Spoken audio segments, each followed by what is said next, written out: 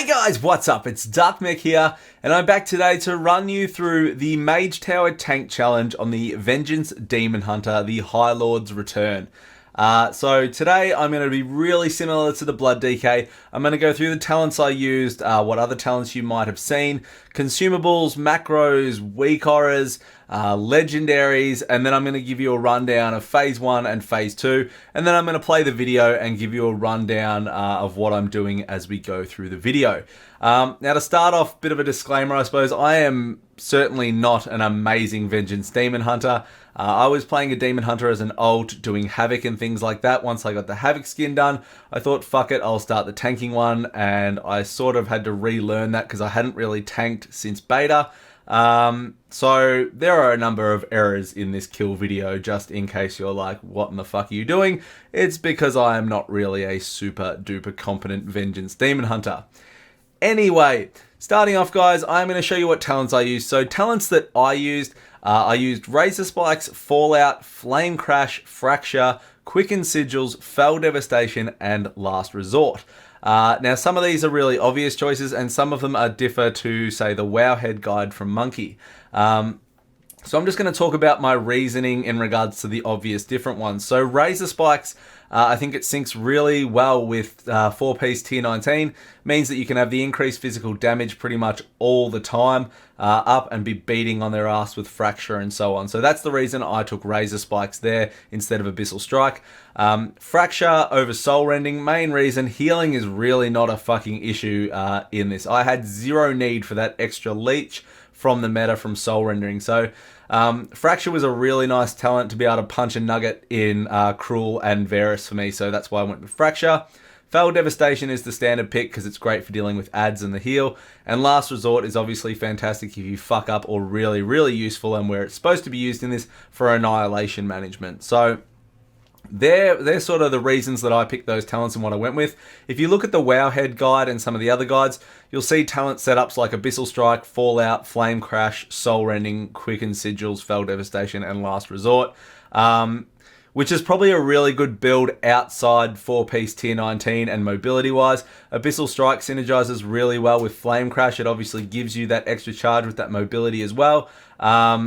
I just didn't see any need to have Soul Rending. I know when Monkey did this, he was like 898. When I did it, I was 907. And I actually think 907 for this actually verges on overgearing this challenge. It's a fair fucking joke on the Vengeance Demon Hunter. 898 when Monkey did it would have been a lot different without as many traits as well. So I totally get why he's put those recommendations forward. So you just do whatever works for you, I guess, in that regard. Consumable wise, guys, I went with an Agility Flask, of course, Flask of the 7th Demon. Food wise, I went with 375 crit food, so I used the Hungry Magister. Another option that I would have gone with if I wasn't going with crit food, I would have gone with versatility food. So I would have gone with the Seed Battered Fish Plate, which is 375 versatility. An Augmented Rune, Drums of Fury, obviously for hero in your Phase 2, and pot-wise, I use Potion of Old War over Prolonged Power, just for the extra DPS. I did have a thought today. There is the quest on the Broken Shore, you know, the one with the Pyromancers, where you go and you get a buff to kill the spiders. I did sort of wonder if you went and got a stack of 40 of that, got someone to summon you to the Mage Tower and entered, whether you would go in with that. It lasts for about 4 minutes, and it does an arse ton of damage, so that may be worth checking out if you can actually take that in and cheese it. I don't know if it works though, but it was just a thought today when I was doing that quest. So looking at my gear, guys, which I forgot all about mentioning, so I'm going to edit this part in right now. Seamless edit! Okay guys, so looking at the gear that I used for the Mage Tower Challenge, so I was 49 traits at the time when I completed this, and I was 907 as you see on your screen right now. So I had Crit Enchants on my rings, I had Mark of the Hidden Satire on my neck, and the two legendaries I ran with, which are coming up in the discussion, Kil'jaeden's Burning Wish and Archimonde's Hatred Reborn. So this is what my gear looked like, 4-piece tier 19. I didn't have the chest and I don't have the legs, so I was just using a crit versatility chest, and I was using some 905 crit versatility legs. Stats wise, I had 34% crit unbuffed, 14% haste, 8.23% versatility / 4.11% versatility, mastery 18.28%, and they're pretty much my stats, guys. So that is what my gear looked like in going into the Mage Tower challenge. Good edit. Super duper. So that is what my gear looked like in my amazing edit, because I forgot all about that, sorry. Onto macros and weak auras that I use. So located in the description, you'll find all these macros and weak auras in paste bin, just for ease of copy and paste, of course. So I had a focus macro for Variss and Kruul. I had a focus interrupt macro for consume magic. Again, there's a lot going on in this tank challenge. Having a focus macro, having a focus target, and a focus macro means that you don't have to worry about that. You hear the sound, you see the weak aura alert, anything like that, you know just to press the interrupt button. I had at player cast macros for all of my sigils and shift modifiers for cursor placement, so they are all in the description as well. If you don't know what that means, with these macros, if you hit the sigil, it'll go at your feet. If you hold shift and press it, it will go wherever your cursor is located. So I found them to be extremely useful. And a focus macro for Kruul, just to select him as a focus target heading into phase 2, so I didn't have to click.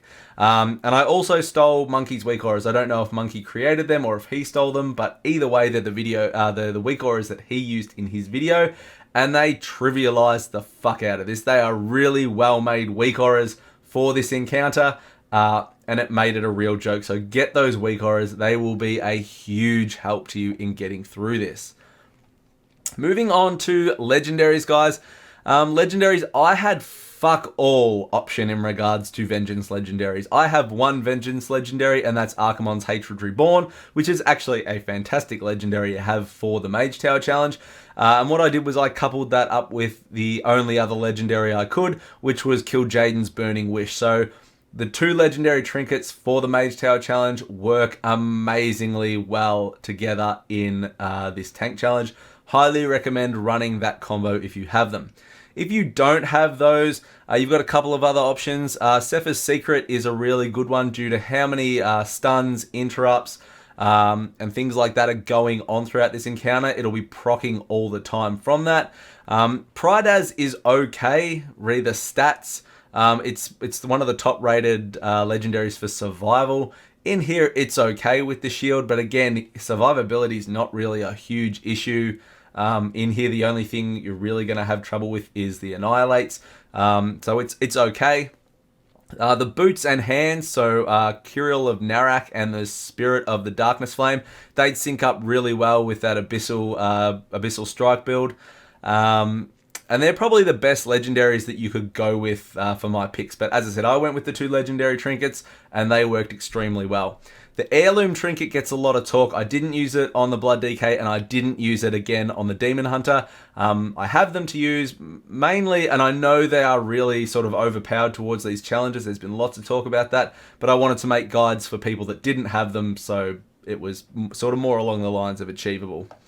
Alright, so let's talk about everything you're going to see in Phase 1 and Phase 2. So, the Highlord's Return is a two-phase encounter. In the first phase, you face off against Variss, and in the second phase, Kruul comes down and it's a race against time to kill him.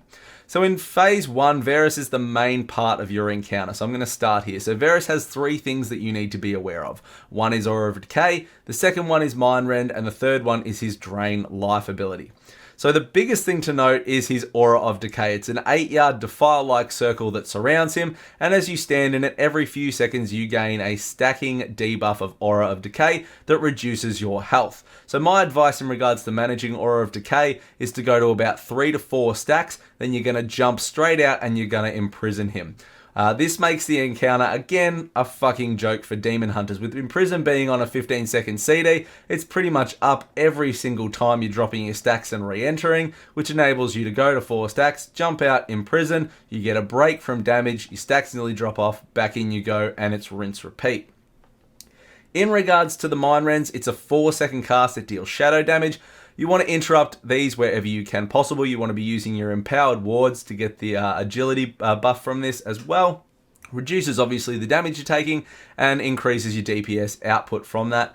And the last thing that you want to do is his drain life. So you must interrupt his drain life. If 1 or 2 ticks casts get off, it's not the end of the world, but you really just want to make sure you're interrupting it straight away so it doesn't get off, and that way you're not sort of wasting any further time in phase 1. So while you're fighting Variss, there will be 3 other adds that you have to deal with. One are the Tormenting Eyes. They'll cast a beam at you called Inquisitive Stare. It's a 5-second beam. If you are not staring at the eye to which the beam is coming from at the end of the cast, you will be knocked back. Being a Demon Hunter, however, if you get knocked back, you can just use your wings and glide down. So it's really not a big deal for Demon Hunters in this. You can elect to kill them or you can leave them. On my Blood DK, I didn't kill them. On the Demon Hunter, I killed a few if they were close, but I don't really think it's worth wasting a lot of travel time running over to kill the eyes. Once their beam is done, those eyes are useless anyway. The next ad you're going to deal with is Nether Horrors, and these are the big ones to couple along with this in phase 1. These are heat-seeking missiles for the V-line straight for Valen, and they'll often be a source of your wipes sometimes. You just need to pick them up. Aggroing one of them in phase 1 will cause them to all come to you. And generally this is what happens, but just be aware of this. If you pick up one and the rest are going for Valen, don't let them stand over there and beat on Valen. They'll do a thing called Nether Storm, which will really fuck him up. So you really need to make sure they're on you. When they're on you and they're attacking you, they're going to be putting a stacking debuff on you called Psi Talons, which increases the amount of arcane damage you take. So you need to keep an eye on your stacks here. They'll also cast, as I just said before, an ability called Nether Storm, which pulses damage and explodes at the end. The big difference from the Blood Death Knight challenge mode to the Demon Hunter one is in the Blood DK one, when they're casting Nether Storm, they stop, they don't move. In the Demon Hunter one, these fuckers chase you while they're casting it. So the way you get around this is by rotating your sigils. Sigil of Misery and Sigil of Silence. You swap them, 1 for each pack. Kil'jaeden's Burning Wish absolutely fucking owns them. And Fel Devastation's a really good way to get them down as well. But just watch your stacks. Make sure you're interrupting their cast with your sigils, cycling back and forth. You shouldn't have too many issues. The last ad you're going to be dealing with is the Smoldering Infernals. These will spawn, they start off big, they lose health periodically, they walk around and they do a big frontal cone smash. You don't need to DPS them, they'll die on their own accord. If you get punted on a DK, use your wings, they'll set you free. So on to phase 2, guys. Once you have downed Variss, Kruul comes down, all the eyes despawn, meaning no more eye mechanics. You will still be dealing, however, with the Nether Horrors. So really do watch out for them. Aggroing one of them will not bring them all to you in phase 2. So keep an eye on this, as they will go straight to cave in Valen's head. Watch Corvos too. That Brotato has a bit of a death wish. You'll still be dealing with the Infernals that you had spawned in phase 1. So ideally you want to be going into phase 2 with only 2 Infernals up. You do not want to be going through to phase 2 with any more than 2 Infernals up. If you are, your DPS is probably a little bit slow. So Kruul has 3 major abilities to watch for. One is Annihilate, the second one is Twisted Reflection, and the third one is Kruul's Might As Well Jump ability, Nether Storm. So Annihilate is a 2-second cast that absolutely fucking trucks you for physical damage. Twisted Reflection, if this gets off, it can really be game over unless you can get to an orb instantly to remove the buff from him. If Twisted Reflection gets off, it heals Kruul for a fuck ton of health, which is a real problem in a race against time. And the last thing, as I said, which is the Nether Stomp, he jumps, he leaves a large pool of green shit on the ground that does a lot of damage. Get out of it. So that's the 3 parts of Kruul pretty much. The biggest part of Kruul is managing your Annihilate. So you want to make sure you're interrupting your Twisted Reflections. The last part of this is managing Annihilates. So on a Demon Hunter, you can survive 4 Annihilates. And the way that I'd mapped this out to do if I was going to do it properly, which I didn't, was I was going to Demon Spike the first one, I was going to Demon Spikes and Firebrand the second one, I was going to Demon Spikes and Metamorphosis the third one, and I was going to Demon Spikes and Last Resort the fourth one. That's if I was not panicking in phase 2 as such and actually able to execute that. What I actually ended up doing was Demon Spikesing the first one, Shadow Melding the second one, so you can actually Shadow Meld it as an Alliance Demon Hunter. When he starts to cast Annihilate, you cast Shadow Meld, he'll turn around, he'll restart the cast, and he will hit Corvos with it, so meaning he takes a stack of the Annihilation, which as the debuff builds up, it does more and more damage, and means you've got one each. So it means the second one, which is actually the third Annihilate, isn't going to do as much damage. So for the third Annihilate, I went with Demon Spikes and Fiery Brand, and then I never got a fourth because I was using my sigils. Sigil of Misery will stop a cast, Imprison will work on Kruul, and I was using orbs to try and make sure that I didn't get a fourth cast as well. And I'd actually procced Last Stand somewhere well before even the third Annihilate from being a Gumby, so it was really lucky that it kind of panned out that way. But I found on the Demon Hunter, there is an absolute shit ton more of DPS. My Demon Hunter kill was well over a minute 20 quicker than my DK one. So you realistically, if you're sort of on par gear-wise, you'll only be seeing about 3 Annihilates anyway that are actually going to hit you. So moving on to the fight, guys. We'll have a look at the fight. I'll talk it over, and hopefully that'll sort of bring it all together. Alright guys, so here we are. So running in towards Variss, I am well fed, flasked, ruined. I'm getting to Corvus. I'm pre-potting with my prolonged my Potion of Old War. Infernal striking in. I'm using Empowered Wards on the first Mind Rend cast to get the agility buff. Immolation Aura, Fiery Brand, Demon Spikes, Metamorphosis, and just spamming Fracture to get as much damage into the Inquisitor as I can. And you can see quite a bit gets wiped off in just the first one, so 20% off in the first one. Phase 1 is really fucking quick on a Demon Hunter. You can see just grabbing the adds there, trying to get my Sigil down, Sigil of Silence on 2 of them there, so pretty sloppy there. But you can see how much damage the Nether Horrors do, so you do want to get them down quickly. Again, kill Jaden's Burning Wish and Fel Devastation. You can rotate them along with your Sigil of Misery and your Sigil of Silence.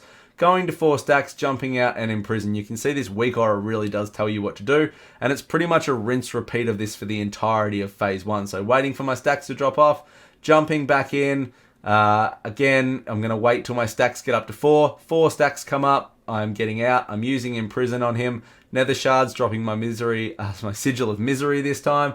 I got punted back when I used Fel Devastation there, which was really bad placement because I would have cleaned up all the adds, but I only have 1 left up, so it's not too bad. Jumping back in as soon as it's over, just watching out for your Infernals there. Getting out, imprisoning again. You can see these eyes beam you. There's no need to go and kill them if you can just stare at them, because once they're finished, it's over. They're not doing anything. So as soon as your debuff drops, get back in. Drain life comes up, making sure I interrupt that. Just be aware too, make sure you get out when you drop your Sigil of Silence. If you drop a Sigil of Silence on Variss, he's going to follow you away when you run out. So make sure you're out of sort of range of him when you're dropping that Sigil of Silence on your Nether Horrors. So you can see phase 1 is really like 4 to 5 bursts on Variss, and then it is over. So getting out every time at 4 stacks, imprisoning. If you need to get an orb, do not be afraid to use orbs in phase 1. 2 to 3 orbs, feel comfortable in using that in phase 1. So I end up pushing Variss here just as more ads spawn. If I had a brain, I would have cleaned the ads up first, watching the timer, then pushed him, and then got onto Kruul, but it's not really too big of an issue. So Kruul comes down, I am using my second Potion of Old War, I'm activating my drums, and I am going big dick. Now the first Annihilate comes, I'm using Demon Spikes. There's the Twisted Nether, or whatever the fuck the cast is called that heals him. I'm making sure I interrupt it, and I've changed Kruul to my focus straight off the bat there as well. So you can see here the ads are coming up, just making sure you're kiting him around the edge of the room.